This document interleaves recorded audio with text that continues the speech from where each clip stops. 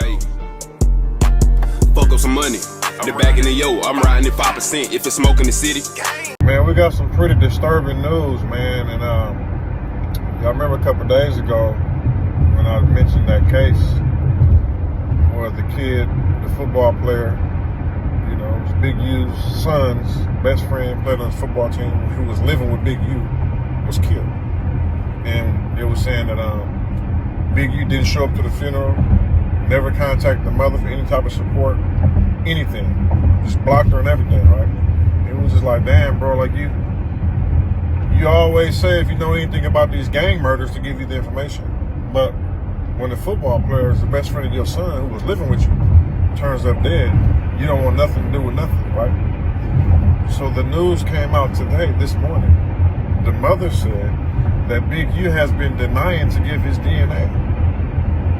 So they had to send a warrant to get Big U's DNA. You want to take a wild guess whose DNA came back on their son? Big U, Eugene Henley's DNA came. Before I start this video, I want to say R.P. Ross. You know what I'm saying? Long live my brother. You know what I'm saying? R.P. Trey, you feel me? So, right now, today, we talking about Big 600, you feel me? He just said, I don't know if it's snitching, because he a rolling 60's Crip. You feel me? But he just said Big U, you know the dude who be in charge of people coming to the West Coast, Nip, Quando. He just had, Big U got dinners with all them people, so look Big U up.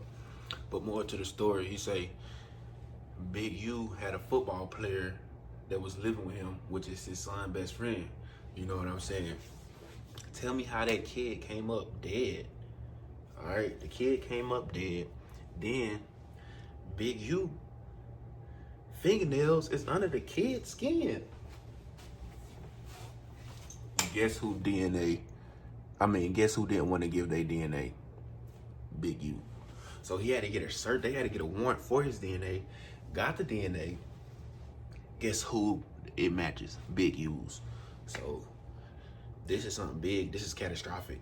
This is catastrophic because they already trying to say Big U had something to do with Nip, because Nipsey and Big U got into it over some studio equipment, about $20,000 worth of equipment. You know what I'm saying? So Nip won't mess with Big U no more. You feel me?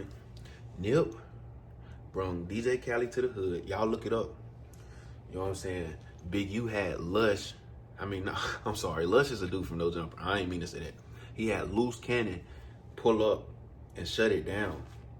This is all documented. It's all on video. So he sent his goons, which is Loose Cannon, and everybody say Loose Cannon ain't even from LA. Like, they say he from who knows, you feel me? So that's some CI stuff, you know what I mean?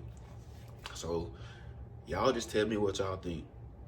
Is Big U a criminal informant? Because at the end of the day, bro, everybody saying you had this done and Nip had this done and Nip. You know what I'm saying? Eric Holder shot Nip, you know what I'm saying? But who pressed that play? Who pressed that play? Who put that battery in that back? You know what I'm saying? And I ain't in West Coast business, but I'm in West Coast business, because if 600 say Big U did something, and 600 is a documented, you know what I'm saying? He documented. So at the end of the day, they both Crips, but they old Crips now, because now y'all saying Big U an informant, but he just got somebody's a dead man's fingernails under his nails, but he not in jail. He not in jail. Like, be for real.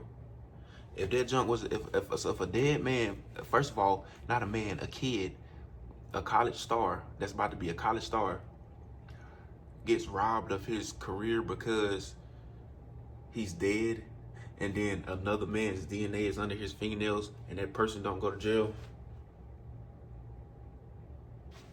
I ain't the police, but I know how the law work. You feel me? If that were me, come on now. Hey, fuck up some money. The back in the yo, I'm riding at 5% if it's smoke in the city.